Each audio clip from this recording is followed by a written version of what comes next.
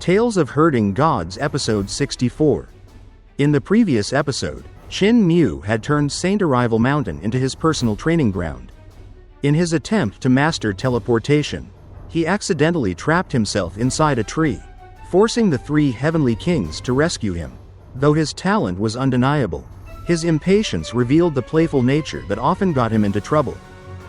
Under their guidance, Qin Mu finally realized the true purpose of his stay, not to escape through divine teleportation, but to calm his heart and comprehend the unity technique left by the woodcutter patriarch. Days passed in quiet meditation until, one evening, inspiration struck. Qin Mu unleashed every art he had ever learned: sword, spear, spell, and divine transformation, merging them all into a single, flowing expression of power. The mountains roared with thunder and flame as he danced amid collapsing trees, his vital qi forming gods and devils in the air. Watching from afar, the three heavenly kings stood in awe. At that moment, they knew Qin Mu had finally grasped the unity technique. And the story continues. There was only one requirement to the unity technique of the great educational heavenly devil scriptures, which was to unite all the spells, divine arts, sword skills, and battle techniques within it, including the 7 writings of creation. Only by merging them into one could a person be said to have achieved true unity. For generations, every cult master of the heavenly devil cult had to comprehend this unity technique after receiving the teachings from the mysterious woodcutter on the Saint's Rock. Only upon success could they rightfully claim the title of cult master, because the cult never feared the death or replacement of its leaders. This tradition ensured that only the most gifted could lead. Each cult master was a figure of immense talent. Even Cult Master Li, notorious for his indulgence in women, possessed the brilliance to plant a heart devil within Granny Sis Dao heart, something that even the most formidable practitioners like the village chief or mute could not break. But the three heavenly kings were astonished by Qin Mu's progress. In just over 10 days, he had already begun to touch the borders of the unity technique, harmonizing and blending his diverse methods together. What they did not know was that Qin Mu's so-called overlord body had no fixed attribute. His vital qi could take on any form, and his overlord body 3 elixir technique could adapt to any attribute as well. Using this as his foundation, Qin Mu drew upon the doctrines of the great educational heavenly devil cult and the wisdom carved on the Saint's Rock to craft his own unity technique. He followed the principle of acting straightforwardly and letting nature take its course. From this idea, his technique took shape. The Overlord Body 3 elixir technique formed the trunk. The great educational heavenly devil techniques became the branches, and the spells, sword skills, and battle arts became the leaves. When all grew together in harmony, the jade tree of unity stood complete. After a while, Qin Mu's practice became a storm of energy and motion.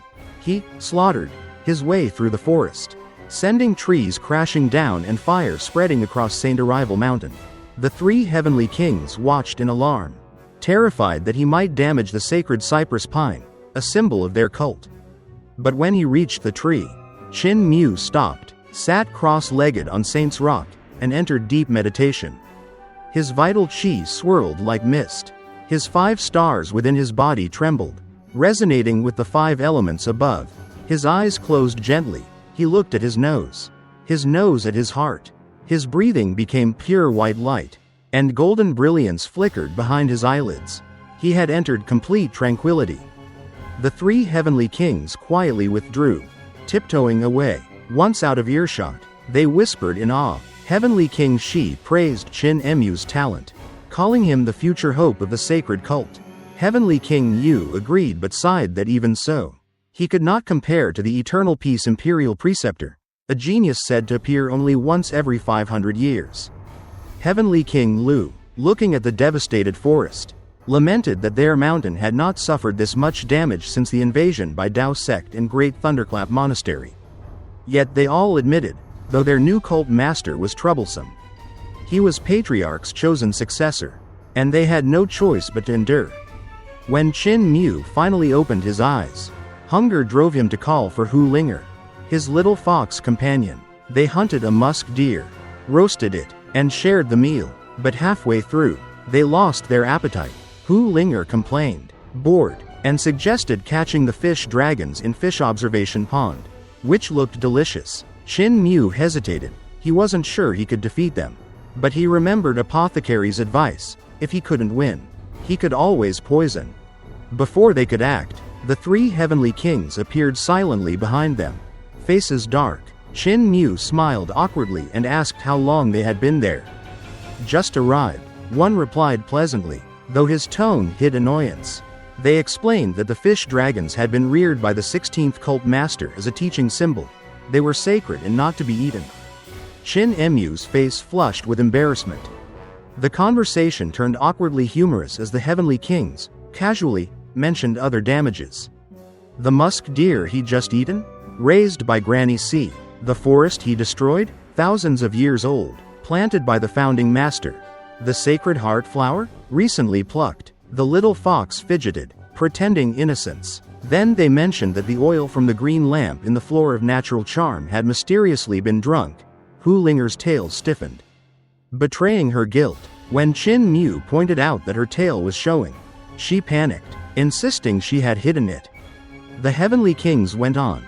The 9-leaved Lingzi mushroom near the Hall of Medicine King had been chewed, and as they spoke, a tiny mushroom suddenly sprouted from the fox's head. She tried to hide it by pretending to scratch and secretly ate it, only to find everyone staring. Finally, they remarked that several cloud pearls had gone missing from the pavilion of floating clouds. Hu Linger hugged her little backpack tightly, realizing she was caught. Mortified, Qin Mu coughed and stood. 3 heavenly kings. It has been a long stay. I suddenly remembered I'm still an imperial academician and have missed many lessons. I'll return to the capital today. The heavenly kings, clearly relieved, insisted they understood. Studies were important.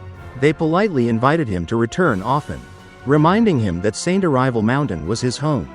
Qin Mu agreed with equal politeness and assured them he would visit frequently before hastily departing.